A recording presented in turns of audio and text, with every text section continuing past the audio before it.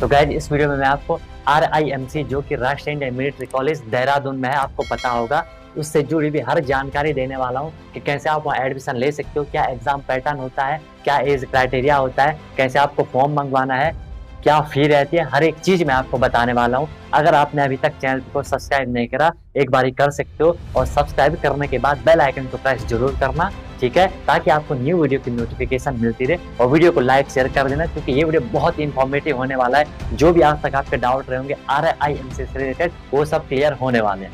Hello everyone, once again welcome to Untold Concept. Hope you guys are absolutely fine. Preparation आप लोगों की बिल्कुल जबरदस्त चल रही होगी। जिस एग्जाम की भी आप प्रिपरेशन कर रहे हो, चाहे आप स्कूल का हो, आप लोग अच्छे से कर रहे होंगे। और मेन चीज, आप लोग स्वस्थ होंगे, हेल्दी होंगे, स्वस्थ होंगे, मस्त होंगे, तभी और काम हो पाएंगे, क्योंकि आपको पता है हेल्थ इज वेल्थ, राइट। तो गाइस जनरली मुझे लगता है कि आप अगर इस वीडियो को देख रहे होंगे तो आपका भी सपना होगा कि सर हमें भी RIMC में एडमिशन लेना है, लेकिन एडमिशन लेने से पहले हमें उसकी पूरी इंफॉर्मेशन पता होनी चाहिए कि RIMC है क्या, क्या क्या वहां होता है, कैसा एग्जाम होता है, क्या प्रोसेस होता है, पूरा मैं आपको बताने वाला हूँ। सबसे पहले कि सर RIMC होता क्या है। RIMC है राष्ट्रीय इंडियन मिलिट्री कॉलेज, कोई कोई इसे रिम्स भी कहते हैं, पता नहीं क्यों कहते हैं, उन्हें ही पता होगा, ठीक है। तो RIMC की फुल फॉर्म आपको पता होगी, राष्ट्रीय इंडियन मिलिट्री कॉलेज, जो कि आपका उत्तराखंड देहरादून में है, राइट। मैं भी उत्तराखंड से बिलोंग करता हूँ, ठीक है। तो उत्तराखंड देहरादून में आपका RIMC है। अब वहां की सबसे पहली बात कि सर RIMC है क्या, ये क्या करता है। हमने बोला कि वो एक स्कूल जैसा ही है, स्कूल जैसा ही है वो, जो कि आपको डिफेंस के लिए प्रिपेयर करता है। क्योंकि कहीं पे भी अगर डिफेंस वर्ड जुड़ जाता है, इसका मतलब वो आपको, चाहे आपकी मिलिट्री हो गई, चाहे आपकी एयरफोर्स हो गई, मिलिट्री एयरफोर्स सभी की बात है, चाहे आपकी आर्मी हो गई, नेवी हो गई, वहां के लिए आपको प्रिपेयर करता है। मेन जो इंफोसिस उसका रहता है NDA के लिए रहता है, जो कि नेशनल डिफेंस एकेडमी होती है, वहां के लिए वो आपको प्रिपेयर करता है बिल्कुल बेहतरीन तरीके। गाइस RIMC CBSE से एफिलिएटेड होता है, जो CBSE बोर्ड होता है उससे एफिलिएटेड होता है। और मेन चीज, कई बार बच्चों के डाउट आते हैं कि सर क्या इसमें गर्ल्स अप्लाई कर सकती है, तो शायद आपको पता होगा नेक्स्ट जो इससे प्रीवियस ईयर था वहां से गर्ल्स को भी अलाउ कर दिया गया है। अब बॉयज हो चाहे गर्ल्स हो, आपको एडमिशन ले सकते हो। और मेन चीज 8th क्लास में इसका एडमिशन होता है। 8th क्लास में एडमिशन के लिए आपका 7th पास होना जरूरी है, या आप 7th क्लास में पढ़ रहे हो, ठीक है। मतलब जब आप एडमिशन लोगे उस टाइम तक आपका जो 7th क्लास होगा वो कंप्लीट होना चाहिए, ताकि आपको 8th क्लास में एडमिशन मिल सके। अब अगर हम इसके एग्जाम की बात करें तो हर साल इसका एग्जाम 2 बार होता है, एक जून में होता है, एक दिसंबर में होता है। अभी जो जून वाला होगा उसकी नोटिफिकेशन आ चुकी है, उसके फॉर्म अभी भरे जा रहे हैं। इस पे मैं वीडियो सेपरेट भी बनाऊंगा कैसे आपको फॉर्म मंगवाना है। बाकी इस वीडियो में भी आपको पता चल जाएगा कि कैसे आपको फॉर्म मंगवाना है, ठीक है। अब गाइस इसका जो प्रोसेस होता है, सबसे पहले आपका रिटन एग्जाम होता है। एग्जाम के बाद आपका, अगर आप उसे क्वालिफाई कर जाते हो, फिर आपका इंटरव्यू होता है। अगर आप इंटरव्यू को भी क्वालिफाई कर दोगे, उसके बाद आपका मेडिकल होगा, और मेडिकल के बाद आपका क्या होगा, एडमिशन हो जाएगा, राइट। अब सबसे पहले हम इसके एग्जाम पैटर्न की बात कर रहे हैं कि एग्जाम में आपको दिख भी रहा होगा क्या क्या आएगा। सर एक तो इसमें आपकी मैथ आती है, एक आपकी इंग्लिश आती है, और तीसरा आपका इसमें GK आता है, जनरल नॉलेज आता है। अगर हम मैथ की बात करें तो इसमें 200 मार्क्स की मैथ आती है, 125 मार्क्स की इसमें इंग्लिश आती है, और 75 मार्क्स का इसमें आपका GK आता है। ओवरऑल ये आपका 400 मार्क्स हो जाता है। लेकिन ये पूरा रिटर्न होता है। कई बच्चों के डाउट होता है कि सर क्या ये OMR शीट पे होता है, तो नहीं होता है। हाँ, सिर्फ जो आपका GK वाला पोर्शन होता है उसे आप टिक कर सकते हो, वो ऑप्शनल होता है, मतलब ऑब्जेक्टिव वाला होता है। ऑब्जेक्टिव वहां पे MCQs होते हैं, बाकी मैथ और इंग्लिश पूरा सब्जेक्टिव होता है, पूरा आपको लिखना होता है उसमें, और हर एक स्टेप पे उसमें मार्किंग होती है। इसलिए ये एग्जाम थोड़ी टफ टाइप का भी माना जाता है। क्यों? क्योंकि पूरा रिटर्न होता है, और सीट इसमें काफी कम होती है, एक स्टेट से इसमें एक सीट होती है, ठीक है। तो यहाँ पे हमने देखा कि इसका क्या एग्जाम पैटर्न था। मैथ, इंग्लिश, GK हमने यहाँ पे देख लिया। GK में मैंने इसका करंट अफेयर बहुत ज्यादा पूछा जाता है, राइट। इसके बाद अगर हम इसमें नेक्स्ट बात करते हैं यहाँ पे आपकी कि सर हमारी एज क्या होनी चाहिए। एग्जाम तो ठीक है हम दे देंगे, लेकिन हमारी एज क्या होनी चाहिए। तो गाइस इसमें आपकी एज 11.5 से 13 साल के बीच होनी चाहिए।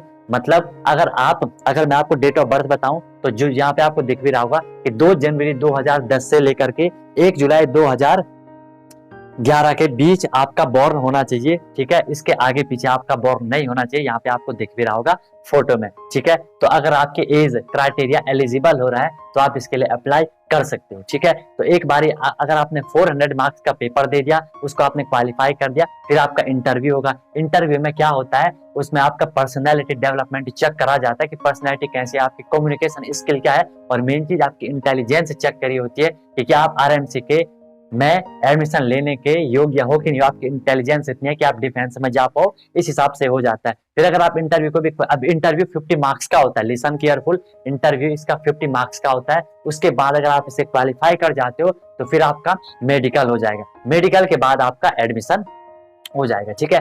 एंड मेन चीज गाइज, अब इसमें क्वेश्चन आते हैं बच्चों के, सर हमारा एग्जाम सेंटर कहाँ होगा? तो इसका एग्जाम सेंटर हर एक स्टेट में रहता है, obviously most of the cases हर एक स्टेट में इसका सेंटर रहता है, ठीक है। और उनके लिए जो कि सेंट्रल गवर्नमेंट के जो सर्वेंट है, आई मीन जिनकी सेंट्रल ड्यूटी है, ठीक है, जो भी मतलब सेंट्रल गवर्नमेंट के अंडर आते हैं, जो भी केंद्रीय सरकार के कर्मचारी हैं, ऑब्वियसली जो सेंट्रल गवर्नमेंट होंगे, उनकी पोस्ट पूरे ओवरऑल इंडिया में कहीं भी हो सकती है। इसके लिए उन्हें एक सुविधा दे रखी है कि वो जिस स्टेट में उनकी पोस्टिंग होगी वो वहां एग्जाम दे सकते हैं, वहां वो एग्जाम दे सकते हैं। लेकिन उनका जो एग्जाम माना जाएगा वो किस स्टेट से, जिस स्टेट से उनका डोमिसाइल होगा, जहां से वो प्रॉपर बिलोंग करते हैं, उसी से उनका माना जाएगा। बट वो एग्जाम कहीं भी दे सकते हैं। अदरवाइज आप लोग जो कि नॉर्मल सिविलियन है, आपको उसी स्टेट में, जिस स्टेट के आप निवासी हो, आपको वहीं आपका एग्जाम देना होगा। इसके बाद अगर हम यहाँ पे बात करते हैं फी की, कि सर फी क्या होगी? आपका एडमिशन वगैरह हो गया, ठीक है, अब आप फी देने जा रहे हो, फी क्या होगी? तो जो जनरल कैटेगरी होती है, जनरल कैटेगरी के लिए इसमें फीस 1 लाख प्लस होती है, 1 लाख से ऊपर इसकी फी होती है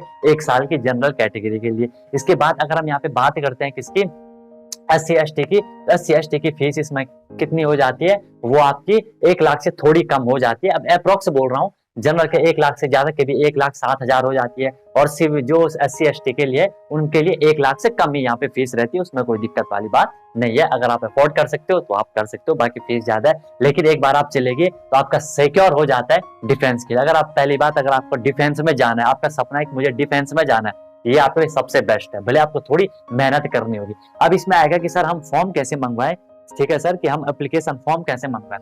तो आपको क्या करना होता है, जो RMC की साइट होती है, इसको आप 2 तरीके से मंगवा सकते हो एप्लीकेशन फॉर्म। या तो आप पोस्ट ऑफिस के थ्रू डिमांड ड्राफ्ट लगा के, ठीक है, या बैंक के थ्रू, जो भी आपका होगा, डिमांड ड्राफ्ट लगा के, ठीक है, वहां से एग्जाम जो आपका एप्लीकेशन फॉर्म होगा उसे मंगवा सकते हो। अदरवाइज आप सीधे जो इसके ऑनलाइन साइट होती है, RMC की साइट, वहां पे जाके ऑनलाइन पे करके अपना एड्रेस वगैरह डाल करके आप उसे एप्लीकेशन फॉर्म मंगवा सकते हो। और ये पोस्ट ऑफिस के थ्रू आता है, ऑनलाइन नहीं भरा जाता है, सिर्फ पोस्ट ऑफिस के थ्रू आपके पते पे आ जाता है। इसमें मैं सेपरेट वीडियो भी बनाऊंगा कि फॉर्म कैसे मंगवाना है, वैसे पहले भी मैंने बना रखी थी, ठीक है। बाकी यहाँ पे मैं वीडियो बहुत लंबा हो जाएगा, ठीक है। बाकी मैं आपको बता दूंगा, नेक्स्ट जल्दी मैं वीडियो लाऊंगा कि RMC का फॉर्म कैसे आपको मंगवाना है साइट पे जाके। बाकी आप नॉर्मल इतना तो आप कर ही सकते हो, साइट पे जाके वहां पे हो जाएगा कि ऑनलाइन पेमेंट करना है प्रोस्पेक्टस के लिए, ठीक है। अब जब एप्लीकेशन फॉर्म आप मंगवाओगे, वहां पे आपको क्या क्या चीज मिलेंगी? एक आपको वहां पे प्रोस्पेक्टस मिलेगा, मतलब RMC से जुड़ी पूरी जानकारी मिलेगी। उसी में आपको सब कुछ लिखा होगा कि कैसे क्या क्या RMC में होता है, क्या क्या उसके आपको फॉर्म कैसे भरना है, एप्लीकेशन फॉर्म,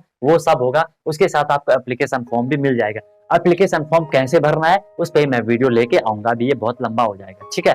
तो उसमें आपको एप्लीकेशन फॉर्म मिलेगा, प्लस एक तीसरी चीज जो कि क्या होगा, आपका बुकलेट होगी एक, जिसमें कि प्रीवियस ईयर जितने भी क्वेश्चन पेपर अभी तक हुए वो सब उसका हो जाएगा। और एक वहां पे डिसएडवांटेज है, उसका सोल्यूशन नहीं रहता, सिर्फ वो अनसॉल्व रहता, सिर्फ पेपर रहते, वो आपको खुद ही सॉल्व करने होते। लेकिन ये वो बहुत अच्छी बात है कि वो सारा कुछ कंटेंट आपको दे देते हैं, ठीक है। उसके बाद आपको वो फॉर्म फिल करके, जो एप्लीकेशन फॉर्म फिल करके आपको पोस्ट ऑफिस के माध्यम से ही उसी स्टेट में भेजना होता है। अब कहाँ भेजना है? जब आप वो फॉर्म मंगवाओगे, उस प्रोस्पेक्टस पे लिखा होगा आप जिस स्टेट से बिलोंग करते हो, उस स्टेट का एड्रेस वहां पे लिखा होगा कि आपको यहाँ भेजना है। बाकी मैं फिर आपको दिखा दूंगा, बट वो आपको लिखा होगा कि ये आपको वहां भेजना है। इतनी बात आपको समझ आ गई। अब वहाँ ये क्राइटेरिया फिक्स है कि आपको कब तक वो भेजना है। अगर मैं अभी की बात कर रहा हूँ, ठीक है, अगर मैं अभी की बात कर रहा हूँ, तो वो आपको एग्जाम जो भेजना होगा वो 25 अप्रैल तक भेजना है। जो आपका एप्लीकेशन फॉर्म भेजना है वो 25 अप्रैल से पहले तक भेज देना है, ठीक है। इसके बाद अगर मैं आपको और बताऊं इसमें कि डॉक्यूमेंट क्या क्या लगेंगे, मेन चीज आती है कि सर इसमें डॉक्यूमेंट क्या क्या लगेंगे। तो गाइस फोटो आपको यहाँ पे शो हो रही होगी। एक आपका बर्थ सर्टिफिकेट, ठीक है, डॉक्यूमेंट में आपका फर्स्ट बर्थ सर्टिफिकेट होना चाहिए। सेकंड आपका इसमें डोमिसाइल सर्टिफिकेट, जो कि कैंडिडेट का होना चाहिए, ध्यान रहे, जो एडमिशन लेना चाह रहा है उसी का आपका डोमिसाइल मतलब अस्थायी निवास प्रमाण पत्र आपका होना चाहिए। नेक्स्ट आपका इसमें अगर आप SC ST कैटेगरी से बिलोंग करते हो तो यहाँ पे आपको SC ST का सर्टिफिकेट लगाना होगा। अगर आप नहीं करते हो तो फिर आपको कोई भी दिक्कत नहीं है, आपको कुछ लगाने की जरूरत नहीं है। फिर आपको यहाँ पे एक मेन चीज लानी, आपको यहाँ पे दिख रहा होगा certificate from principle of school. ठीक है, आप जिस स्कूल में अभी पढ़ रहे हो वहां के प्रिंसिपल से आपको एक सर्टिफिकेट टाइप का बनवाना है। उस पे आपकी फोटो लगी होगी, उस फोटो पे आपकी डेट ऑफ बर्थ होगी और वो प्रिंसिपल के साइन मोहर अटेस्टेड वहां पे होगा कि हाँ ये बच्चा हमारे स्कूल में पढ़ रहा है। ठीक है, ताकि वो डेट ऑफ बर्थ को क्लियर कर सके, राइट। और फोटो भी आपको वहाँ पे अटेस्टेड होनी चाहिए, प्रिंसिपल के साइन वाइन होने चाहिए। इसके बाद आपको आधार कार्ड भी उनको देना है। ये सब एप्लीकेशन फॉर्म के साथ आपको सबमिट करना है। आधार कार्ड की फोटो कॉपी देनी है, दोनों साइड से होनी चाहिए, आगे भी और पीछे भी। एंड नेक्स्ट जो आपको आएगा यहाँ पे दो फोटो देनी है जो कि पासपोर्ट साइज की होंगी। कैसे भी वहां पे आपको नहीं देना है, पासपोर्ट साइज की फोटो आपको वहां पे दे देनी है। ठीक है, फिर ये आपको इतना सब करके आपको वहां पे सेंड कर दे लिफाफे के अंदर। लिफाफे वो साथ में दे देते हैं, उसके अंदर फिल करके एड्रेस लिख करके, किसका एड्रेस, जो कि आपको वो एप्लीकेशन फॉर्म जिस स्टेट में आपका होगा वहां से आपको कर लेना है और उसको सेंड कर देना है पोस्ट ऑफिस के थ्रू, स्पीड पोस्ट के थ्रू कर देना है और वो तुरंत आपको वहां पहुंच जाएगा। उसके बाद वो उसका एडमिट कार्ड आपको फिर पोस्ट ऑफिस के थ्रू ही सेंड कर देते हैं। जब आपका एडमिट कार्ड आ जाएगा फिर आप एग्जाम देने चले जाओगे। ठीक है, मैं बताऊंगा कैसे एडमिट कार्ड होता है, सब चीज आपको बताई जाएगी, राइट। अगर अभी तक आपने सब्सक्राइब नहीं किया तो एक बार कर लेना और लाइक शेयर कर दो वीडियो को, ताकि औरों को भी ये बेनिफिशियल चीज मिल सके, ये इन्फॉर्मेशन मिल सके, राइट। अब इसके बाद आपका एडमिट कार्ड आया, फिर आप एग्जाम देने गए और आपने प्रिपरेशन बहुत बढ़िया तरीके से करी होगी, बिल्कुल एग्जाम को फोड़ के आ जाओगे, राइट। गाइस वैसे तो मैंने आपको सारी चीज इसमें बता दी कि कैसे कैसे आपको फॉर्म वगैरह क्या क्या क्राइटेरिया आरएमसी का रहता है। ठीक है, बाकी कोई भी डाउट होगा, कोई भी आपकी क्वेरीज होगी, आप कमेंट कर सकते हो, तुरंत मैं आपको उसकी सॉल्व करने का, रिजॉल्व करने का ट्राई करूंगा। और बाकी वीडियो को लाइक शेयर कर देना, राइट। एंड इसके बाद में नेक्स्ट वीडियो जल्दी लाऊंगा कि आरएमसी का फॉर्म कैसे मंगवाना है,